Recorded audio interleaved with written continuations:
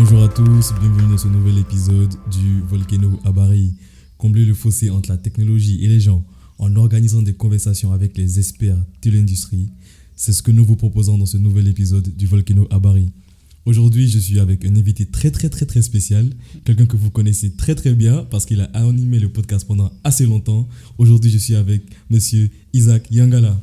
Bonjour Isaac. Bonjour Loïc. J'espère que tu vas bien, ça fait super plaisir de t'avoir sur cet épisode de podcast. Je vais super bien, j'espère que c'est là aussi et de même pour toi. Ça fait un peu bizarre d'être l'invité parce que j'étais les hosts entre guillemets et maintenant avec ces casquettes là d'invité, ça... C'est un tout autre univers pour toi. Ouais, un autre univers. Bon, tu n'appréhendes pas trop la différence entre invité, host et tout ça. Ouais, il y a une petite différence parce que là, maintenant, c'est moi qui vais beaucoup parler. Avant, je faisais parler des invités. Maintenant, c'est moi qui vais beaucoup parler. J'espère que vraiment cet épisode sera à la hauteur des attentes. Un épisode de qualité comme d'habitude. Donc, s'il vous plaît, tout le monde, préparez-vous parce que monsieur Isaac, il est venu aujourd'hui pour mettre le non, même pas. Non, même pas. Tu veux pas. Et Isaac Yangala, parle-nous un peu de toi. On veut apprendre à te connaître. On veut t'apprendre à te connaître réellement. On ne veut pas juste que tu nous dises ouais, je suis assistant marketing. On veut vraiment savoir qui tu es aujourd'hui. Ok, je vais d'abord commencer par le commencement, comme tu l'as dit. Je m'appelle Isaac Yangala. Je suis assistant marketing pour Volcano depuis plus de 3 mois de cela. Alors, mon parcours, c'est un parcours assez atypique. Je pense comme tout le monde. Comme j'ai souvent l'habitude de le dire, c'est pas moi qui ai choisi le marketing, mais c'est le marketing qui m'a choisi. La référence. Ok, dans le sens où je me suis baigné dans le marketing inconsciemment en tout cas. Je peux un peu raconter l'histoire. Nous sommes vers juillet 2020 en tout cas. Il y a un de mes mentors qui est pour moi un grand frère qui me contacte. Il me dit Isaac, moi je vais lancer une start-up en tout cas dans le domaine de l'agroalimentaire. Et faute de moyens, je ne peux pas engager une personne pour gérer le marketing, tout ce qui est communicationnel et tout. J'aimerais t'avoir pour que tu puisses gérer le community management. Moi, je me dis, mais c'est quoi le community management? Il me dit, non, ça consistera, tu vas gérer la page, tu vas publier des contenus, ainsi de suite. Bon, je suis jeune, je ne connais pas avec cette fougue-là de la jeunesse, bien que je suis toujours jeune en tout cas. Je me dis, ok, pas de souci, on va le faire. Et je commence à travailler avec lui en tout cas. C'est que... je commence à éprouver un amour pour ce que je fais. Ça fait 2 mois, 3 mois, je commence vraiment à m'y plaire, quoi. Le fait de pouvoir converser avec les gens, parler avec les gens, discuter avec les clients. Parce que oui, j'ai géré vraiment toute la chaîne, quoi. C'est-à-dire, j'ai parlé avec les clients, j'ai publié, j'ai interagissé. Et ainsi de suite, j'ai commencé à éprouver un amour pour ce domaine. Et pour des raisons un peu plus confidentielles, je voyage, je viens au Sénégal. Quand j'arrive au Sénégal, il fallait que je puisse trouver une école. J'ai d'abord commencé une formation en anglais à British Council parce que aujourd'hui dans le monde que nous vivons, il est indéniable ou important. C'est vraiment important, quoi. Ouais, l'anglais et l'informatique. Je me forme pendant quelques mois, c'est-à-dire 9 mois à British Council en anglais. Puis un soir de février 2022, je me rappellerai toujours de ce jour, c'est que je suis en pleine recherche de l'école. Tu viens de finir ton parcours classique. Il y a un peu cette pression-là parentale en se disant, mais tu as fini, maintenant qu'est-ce que tu vas faire de ta vie? Et en ayant déjà eu la première expérience avec ces frères qui m'avaient fait confiance en tout cas, je voulais directement rentrer dans le monde professionnel. Après le bac, tu as voulu directement t'insérer professionnellement? Si. Je voulais en fait un système qui n'allait pas me fermer pendant 5 ans, pendant 3 ans, et sans pour autant que ce système-là puisse me garantir une sorte d'emploi à la fin. Et c'est ce soir-là de 2022, de février 2022, comme je disais, que j'ai fait une recherche sur le net. Je suis au Sénégal, je cherche école de formation en marketing. Puis je tombe sur Bakely. Je dis, ok, la fameuse Bakely. Okay. Je me dis, Bakely, ça quoi. Je fais des petites recherches. Puis, je ne sais pas, intimement, moi, je sens en fait, en tout cas, que c'est là où je dois être. Genre, c'est là-bas. C'est comme une révélation que tu as eue, quoi. Ouais, une sorte de... qui t'envoie là. Ouais, on peut appeler ça comme ça. Puis, par la suite, je rentre en contact avec la chargée de vente. J'ai planifié un rendez-vous. Je vais à Bakely le jour de mon rendez-vous avec la chargée de vente. On parle. Et ce qui m'a le plus marqué, en tout cas, je pense que c'est l'une de discussions qui a peut-être changé ma vie. C'est qu'en moins de 9 mois, elle me raconte comment ma vie va se passer. Elle me dit, si tu nous rejoins aujourd'hui, tu vas faire une formation. Si tu es bon en tout cas et que tu es sérieux, tu vas aller en stage. Et par le biais de ces stages-là, tu vas trouver un emploi. Alors, d'office, elle me raconte vraiment un plan clair. Et je me dis, ça là, c'est ce que je devais faire. J'ai rejoint l'aventure en avril 2022. Et j'essaie bien de faire les choses se passent comme elle avait prédit. Je fais 6 mois de formation, excusez-moi. Je vais en stage pour la première fois. Je fais un stage de 3 mois, puis par la suite, c'est qu'il y a débouché à l'emploi, quoi. C'est un peu ça mon parcours, si je peux le définir. Waouh. Tu as un parcours vraiment très intéressant. Donc, on pourrait dire que tu as eu une révélation. Si, on peut parler de ça. Tu as eu une voyante qui a lu ton avenir et directement, tu as enchaîné avec tout ce qui s'est suivi. Franchement, c'est super intéressant. C'est un très beau parcours. Ouais. Ça se voit vraiment que la passion pour le marketing, tu l'as. Oui. Parce que travailler avec toi, pour ceux qui ne peuvent pas travailler avec lui, vous ne savez pas quel privilège c'est de travailler avec lui, mais franchement, ça se voit quand même que tu as une vraie passion pour le marketing. Et justement, toi et moi, en tant que marketeur aujourd'hui, c'est l'occasion pour nous de briser quelques stéréotypes. Ouais, il faut qu'on en parle. Il faut qu'on en parle. Il y a beaucoup de stéréotypes sur le marketing, sur les marketeurs là, qui sont développés. Et je voulais qu'on en parle aujourd'hui à travers cet épisode de podcast. Ok. Tu es chaud? On y va. Ok, super. Donc, on va commencer par le premier stéréotype qui revient le plus souvent. C'est que les marketeurs sont tous jeunes. Ils sont généralement dans la vingtaine. Ouais, ça c'est un peu le classique qui se dit souvent. Les marketeurs sont jeunes, sont frais, entre guillemets, comme on dit. Après, moi, c'est que je vois plutôt en ça, c'est que aujourd'hui, il faut parler d'abord du marketing traditionnel qui était une forme de marketing qui existait bien avant.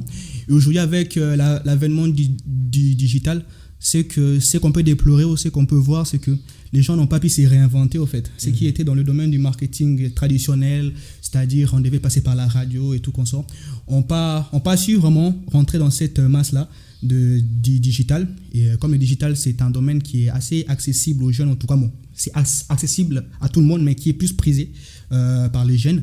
Et c'est en partant de ça que moi, je pense que les jeunes ont pu se distinguer et pouvoir prendre leur part dans l'industrie du marketing. Et justement, en fait, pour moi, ça revient en fait à poser une question un peu plus personnelle. Est-ce que toi, le fait d'entrer dans la vie professionnelle à travers ton stage, le manque d'expérience que tu avais n'a pas été un frein pour toi en tant que marketeur pour te développer aujourd'hui et te dire que vraiment tu es assez bon dans le marketing? Bon, le manque d'expérience, moi, je ne l'avais pas pris en tout cas comme étant un frein. Parce que si j'étais parti du principe que je n'ai pas d'expérience assez vraiment pratique dans le marketing, je ne serais pas devenu ce que je suis devenu aujourd'hui. C'est que, avant tout, dans mon école, en tout cas, je vais parler de mon école, Bakeli, c'est que le stage était un stage qui était pédagogique. C'est-à-dire, tu pars avec une mesure, ou bien que tu vas mettre en pratique ce que tu sais faire. Mais tu pars dans la posture où tu vas d'abord apprendre, en tout cas, parce que tu as un maître de stage qui est derrière toi. Et tu es là pour apprendre, en tout cas, appliquer ce que tu sais faire, tu vois, et apprendre surtout. Et les pièges, souvent, je pense qu'on va en parler après, c'est d'avoir peur de tester. Et en fait, le marketing, c'est un domaine qui est purement expérimental. Comme M. Tcherno-Lo, qui est le directeur des services. M. Tcherno-Lo, qui est notre lead, il est super sympa. Ouais, qui est le directeur des services de Volcano et en même temps lead du pôle business dev. Il a toujours dit une phrase qui m'a toujours marqué, c'est que la seule certitude, c'est le marché. Tu vois, la seule certitude, c'est le marché. Si tu ne testes pas, tu ne sauras pas si ça va marcher ou pas. Tu vois. Et ça rentre en adéquation vraiment avec cette logique-là que tu vas en stage, en tout cas. Tu n'as pas d'expérience, mais tu es là avant tout pour apprendre et mettre en pratique ce que tu sais faire, quoi. C'est exactement ça. Pour moi, c'est vraiment de l'expérimentation pour le marketing et il faut le tester. On a commencé les podcasts il n'y a pas longtemps et vous voyez qu'actuellement, on est dans la phase test. On a vraiment testé et actuellement, ça prend. Et on va passer sur le deuxième stéréotype. Celui qui revient le plus souvent, que tout le monde attend sûrement. Les marketeurs sont des menteurs. Ouais, ça, je pense que c'est le classique. Isaac, dis-nous si tu es un menteur. Menteur, non, je vais pas dire un menteur parce que les gens disent souvent qu'un marketeur, il peut vendre de la neige à un Esquimau. C'est-à-dire qu'ils sont un peu assez trop superficiels. Ils sont trop dans cette logique-là de pouvoir embellir la chose. C'est vrai que généralement, on est dans l'exagération, en fait. Oui, on peut dire ça, mais parce que le marketeur aujourd'hui, il va dans la posture où il veut vendre son produit. C'est-à-dire, tous les coups sont bons, en fait. Tous les coups sont permis, en tout cas. Tant que ce n'est pas immoral, tous les coups sont permis afin de pouvoir vendre le produit en restant toujours dans la limite, en tout cas.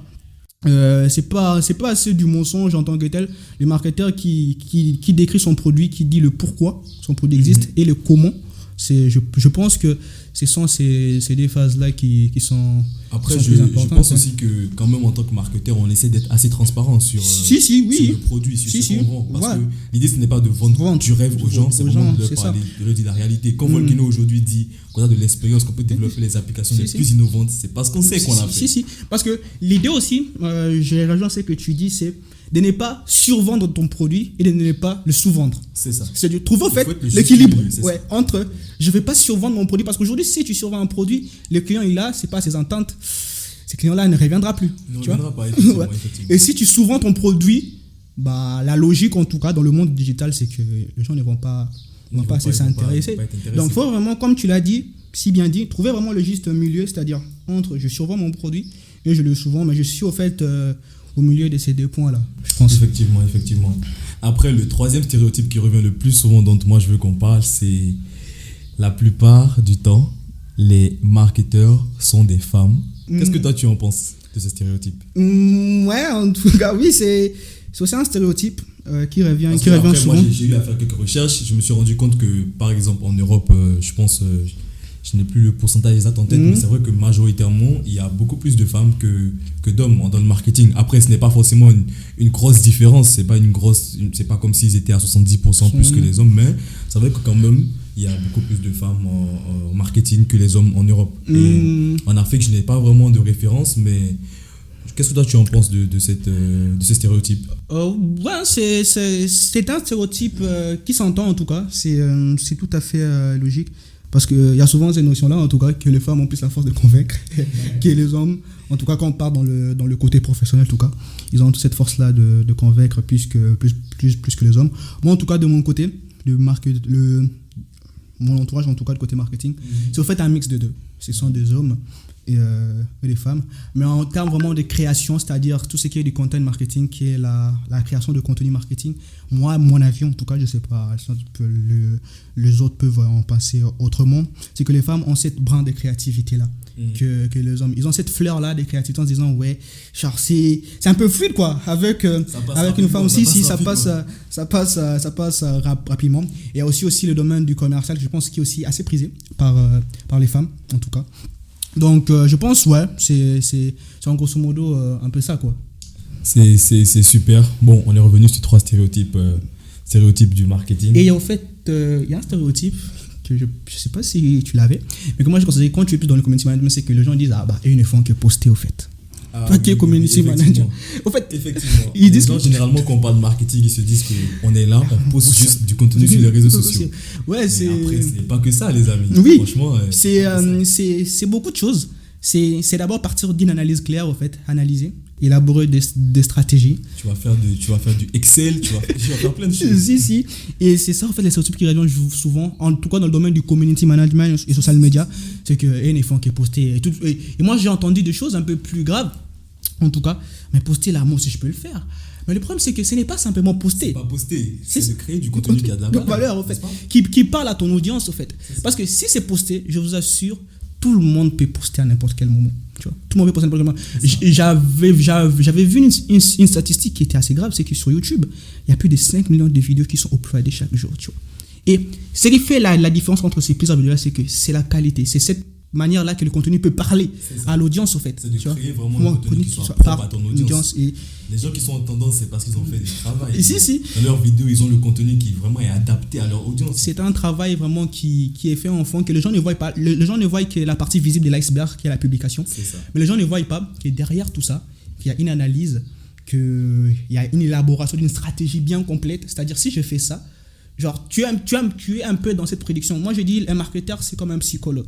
C'est-à-dire, tu dois savoir ce qui va marcher. Et c'est assez grave parce que tu es dans un monde où tu n'es pas Dieu. Tu ne peux pas savoir ce qui va marcher, mais tu dois, en fait, avoir des certitudes. C'est ça. Comme notre lead, M. Tchano dit toujours. Avoir des certitudes en se disant que si je fais ça, ça va aboutir à ça. Et après, il ne faut pas oublier aussi que le travail de marketeur, il s'accompagne par le travail du designer. Si.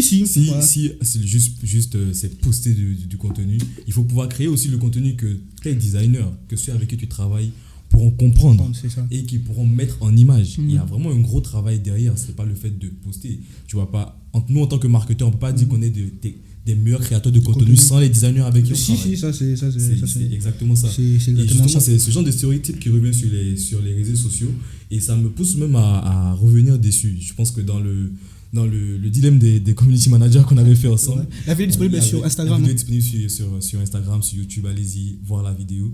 Je pense qu'il y a question qui nous avait été posée de savoir entre les réseaux sociaux et je pense les articles de blog, qu'est-ce qu'on préférait faire, et on avait choisi les réseaux sociaux. Ouais. Et donc, je voudrais qu'on parle un peu plus des réseaux sociaux. Toi, quelle est ton approche par rapport aux réseaux sociaux? Comment toi, tu vois les réseaux sociaux aujourd'hui?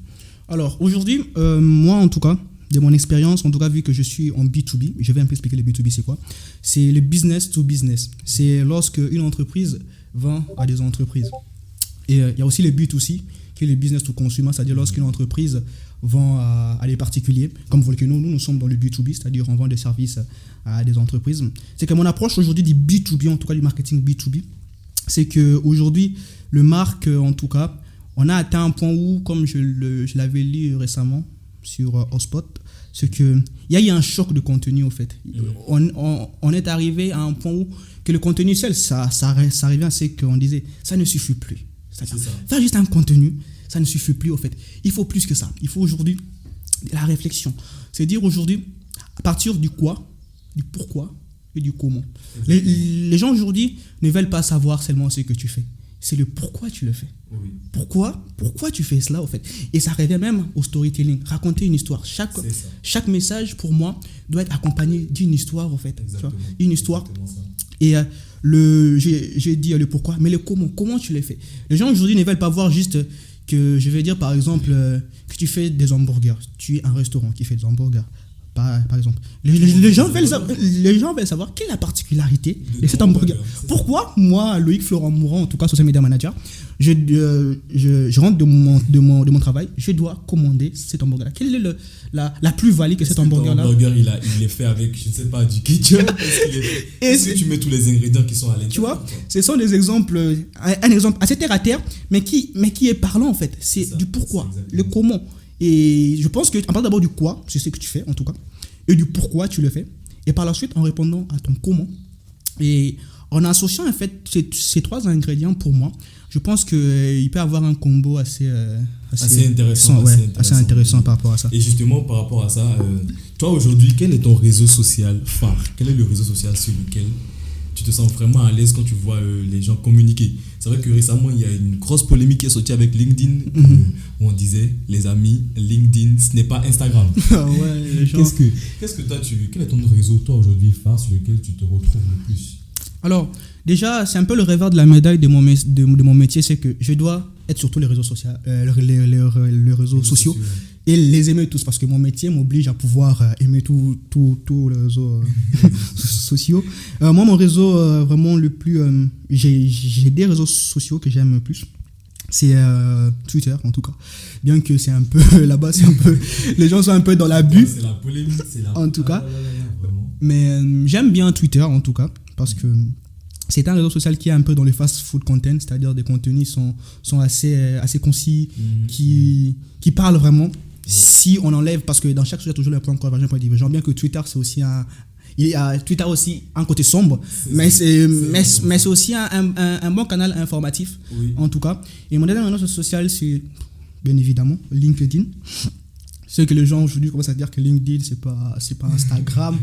Bon, je ne suis pas contre, en tout cas, mais les gens sont un peu dans l'abus aussi. L'abus, ouais, c'est que... Moi, je trouve que l'approche en fait, que les gens ont de LinkedIn actuellement a beaucoup changé. Parce qu'on veut en fait rendre ce côté un peu trop corporate là.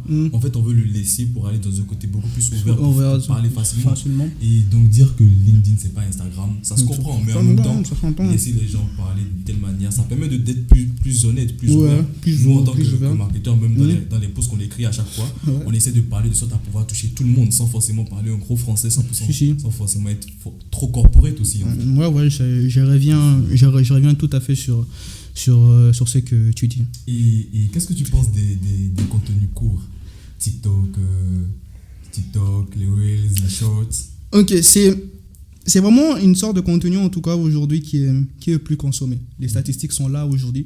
Un contenu un peu vidéo qui est court aura la chance, en tout cas, ou a cette particularité-là de pouvoir engager du monde. Parce qu'on court derrière le temps.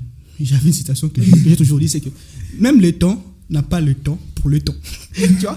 Et tout le monde aujourd'hui, on est sur cette courbe-là de temps. Et aujourd'hui, des longs pavés, ça peut intéresser certains, mais ça ne va pas intéresser tout le monde.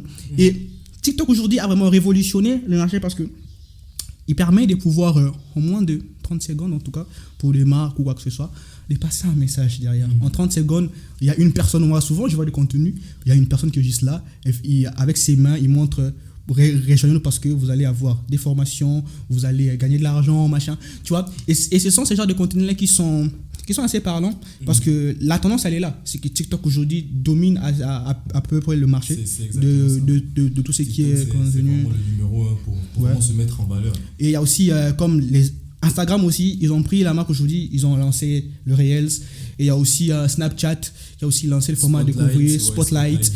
En fait, Snapchat. C'est une innovation qui est sur place et que tous les réseaux sociaux en tout cas, ils ont compris qu'il fallait suivre la cadence. Ce que je trouve même intéressant avec Snapchat, les spotlights de Snapchat, c'est le fait que vous avez la possibilité d'uploader des épisodes comme si pour faire une série vraiment de vidéos que vous allez mettre. Et je trouve ça super intéressant. Et pour une personne aujourd'hui, si toi tu veux te développer si par exemple tu es un créateur de contenu et que tu veux te développer, quel réseau social conseillerais-tu en numéro 1 à une personne? Ça appelle aussi en même temps, parlons un peu aussi en même temps de ce qu'on appelle le personal branding et de tout ça. Ok. Il y a cette notion qui revient en marketing en tout cas, qui est d'aller là où tes cibles sont. Je vais prendre un exemple. Aujourd'hui, tu es dans la vente des articles de mode et qui sont assez destinés aux dames, aux femmes.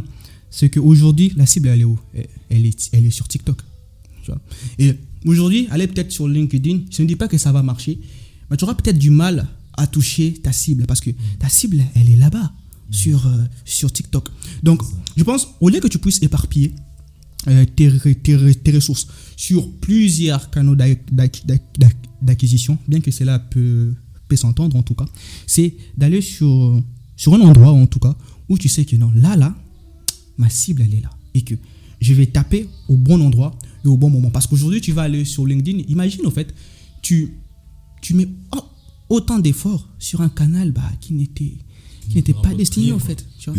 Et cet effort-là, tu peux le mettre sur un canal dont tu sais que ma cible, en fait, elle est là-bas, elle est jeune, elle est sur ces canaux-là. C'est là peut avoir des retombées assez positives. Donc, ça revient à ça, Loïc. Partir d'abord faire une analyse, c'est dire tracer des buyer personas qui sont des personnages fictifs de vos clients idéaux.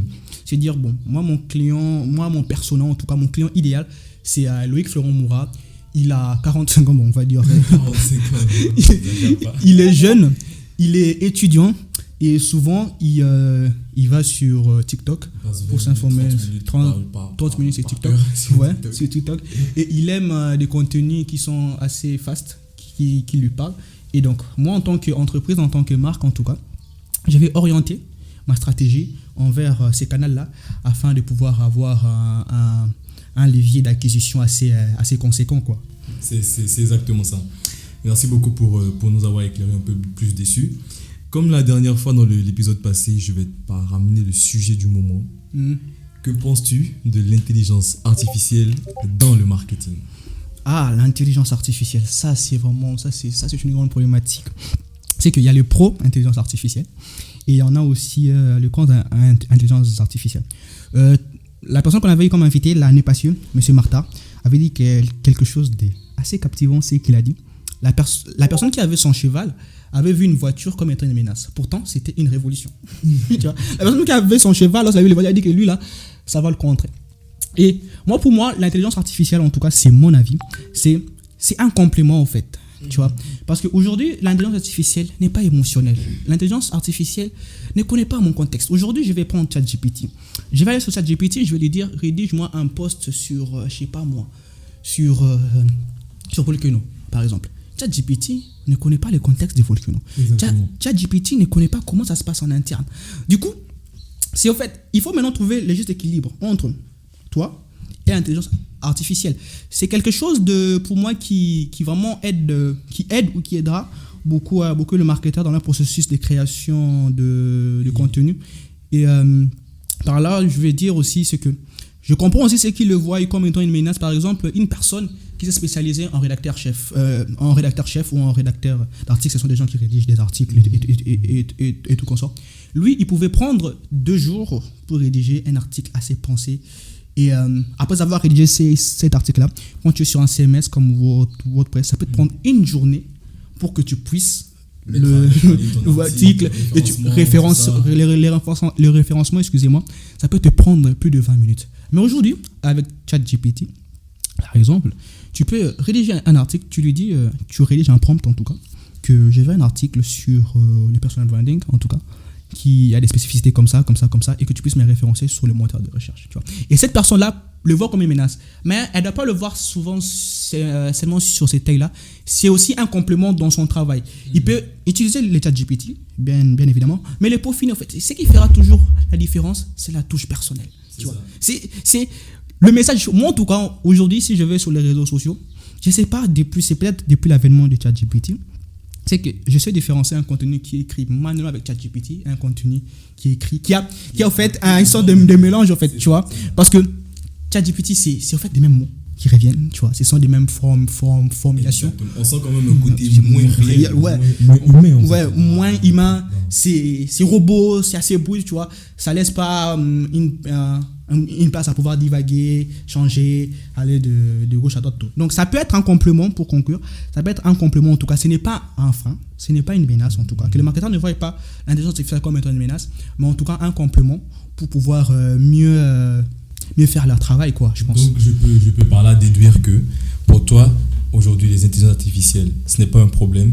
Et bien que tu sois, on va dire, débutant en marketing, tu n'as pas peur de perdre en fait ton poste de marketeur parce que tu te dis quand même que les intelligences artificielles ne vont pas remplacer en fait ton métier. Non, en tout cas, honnêtement, peut-être la réalité va me faire mentir dans 5 ou 10 ans parce qu'on n'a pas le monopole de la connaissance. On ne sait pas en tout cas ce qui peut se faire sous 5 ans, sous 10 ans ou quoi que ce soit. Mais moi aujourd'hui, avec du recul, de l'expérience que moi j'ai de l'intelligence artificielle en tout cas, je ne me vois pas, en tout cas pour le moment, je ne me vois pas menacé par l'intelligence artificielle. Après, il y a aussi d'autres domaines en tout cas dont l'intelligence artificielle peut devenir menace. Comme on va prendre comme Midjourney, les designs, ça te permet d'un prompt. Tu vois, l'image. Ça peut être une menace en tout cas pour le designer ou quoi que ce soit. Moi en tout cas, avec du recul, avec de l'expérience que j'ai en tout cas, avec ma petite expérience, parce qu'on est toujours dans ce processus-là d'apprentissage, je ne vois pas l'intelligence artificielle comme étant une menace en tant que telle. Je crois que nous avons fait un peu le tour marketing. Voilà. Je pense qu'on a parlé de beaucoup de sujets marketing. Et là, je voudrais qu'on finisse sur une touche un peu plus douce. Pour toi, aujourd'hui, comment est-ce que tu te vois en tant que marketeur dans 5-10 ans? Ok. C'est une question en fait que moi quand j'ai hosté le podcast Women&Tech, je posais trop de questions à ces gens-là. Mais moi je me suis jamais un projet. En tout cas, dans 5 ans, je me vois déjà de pouvoir acquérir beaucoup de connaissances parce que je suis toujours dans cette quête-là de connaissances. Je suis toujours étudiant, je suis en alternance, je suis à Bakeli et Volcano en même temps. C'est de pouvoir d'abord acquérir beaucoup de compétences, des compétences surtout qui me seront pratiques dans mon domaine. Bien qu'il y a aussi un domaine du marketing à part entière qui m'intéresse tant, c'est le marketing sportif. J'aimerais peut-être aussi le découvrir. Ouais. Quel genre de sport tu allais vouloir moi, c'est le foot en tout cas. Tu es un footballeur en gros? Non, enfin, on ne peut pas dire ça. Le foot ou tu es un footballeur? J'aime le foot, je vais dire, mais le footballeur, quoi. Non, je ne suis pas le footballeur que j'aurais aimé être. Donc, c'est peut-être ça, c'est-à-dire, comme je disais, acquérir beaucoup de connaissances, des connaissances surtout pratiques, comme Cheikh Anta Diop l'avait dit, jeunes Africains, armez-vous de connaissances jusqu'aux dents, tu vois, parce que c'est ça qui va vous servir en fait. Quand tu es armé de connaissances, en fait, c'est la connaissance qui te donnera de la valeur en tout cas aux yeux du monde en fait. Les gens donnent de l'intérêt à des gens qui sont capables de donner quelque chose. Si tu ne peux rien donner, le monde n'en a malheureusement, c'est dur, mais le monde n'en a rien à faire de toi. Si tu peux rien donner au monde, le monde ne s'intéresse pas. Aujourd'hui, je vais prendre un exemple, je vais sortir un peu du contexte. C'est que qui va aujourd'hui acheter le livre d'une personne qui a échoué? Qui va aujourd'hui se dire, moi je vais acheter le livre d'une personne qui a échoué? Peut-être quelqu'un qui a envie de découvrir l'échec. Tu vois, oui, ça s'entend, mais qu'aujourd'hui, les gens sont focalisés sur les gens qui ont réussi. Et la société aujourd'hui ne met en avant que ceux qui ont réussi. Tu vois. Et donc, c'est d'armer de connaissances, comme je disais, avoir des compétences assez pratiques, devenir pourquoi pas un gourou.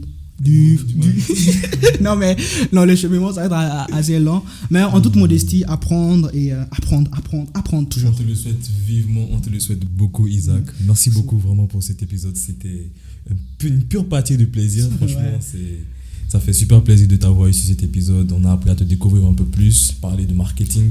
Je suis très content de t'avoir eu. Et là, donc, je vais te laisser faire peut-être un petit mot de la fin pour les abonnés. Ok, bon, mon mot de la fin, ça va plus s'orienter à tout ce qui est marketing, parce que c'est mon domaine pour l'instant. Je ne vais pas faire un mot de la fin sur tout ce qui est développement web ou mobile, parce que c'est pas mon domaine. C'est qu'aujourd'hui, les marketing, comme je l'ai toujours dit, c'est un domaine qui est purement expérimental. Aujourd'hui, je vais répéter ce que j'ai dit au début, si tu ne testes rien, si tu ne prends pas des risques, tu ne sauras pas ce qui marche ou ce qui ne marche pas. Et l'autre fois, je m'étais dit, en tout cas, je parlais avec des amis, le meilleur marketeur, ce n'est pas celui qui sait tout ou qui connaît toutes les stratégies. Mais c'est celui, au fait, qui va penser à une stratégie, qui va la mettre en place, mais qui, malheureusement, cette stratégie-là ne va pas réussir, mais que par la suite, il aura cette faculté de pouvoir itérer, c'est-à-dire tirer des leçons et aller encore au charbon. Tu vois, c'est ça, au fait, qui fera la différence entre un bon et un meilleur, un big marketeur. Donc, c'est un peu ça, comme mot de la fin. C'est un peu ça. Ah, mais monsieur Isaac, vous nous emportez dans des... Franchement, qu'est-ce qu'on peut dire de plus pour ça? Qu'est-ce qu'on peut dire de plus à part ça? Franchement, merci beaucoup. Donc, vous écoutez cet épisode de podcast sur une application de podcast. Donc, abonnez-vous à nos comptes, activez les notifications pour être sûr de ne pas manquer nos prochains épisodes de podcast. Oui, Isaac? Mais aussi, si vous voulez un peu rentrer en contact avec nous, je suis Isaac Yangala. Sur LinkedIn, vous avez à taper Isaac Yangala. Je n'ai pas encore publié, en tout cas. Si j'ai fait la leçon aux gens pour faire du personal branding. Moi-même, je ne l'ai pas encore fait, mais c'est en cours de... ça vient. Non, mais ne vous inquiétez pas, il va répondre. Il répond à tous les messages sur LinkedIn. Donc, n'hésitez pas à le parler, à lui écrire. Prenez contact avec lui, discutez marketing. Les gars, c'est une passion. Partageons notre passion. On n'a pas la science infuse. C'est juste, on vient apprendre et on va expérimenter. On va ensemble découvrir les métiers du numérique, les métiers de tous les jours, les métiers qui vont faire le futur. Okay. Donc, n'hésitez pas à nous suivre sur les réseaux sociaux et n'oubliez pas de liker et de partager toutes nos publications. Vous nous donnerez de la force, ça nous fera toujours plaisir et comme ça, on pourra vous pondre des épisodes encore plus de qualité. On vous réserve des surprises, les gars. On vous réserve des surprises, préparez-vous. Merci. Merci à tous et à la prochaine.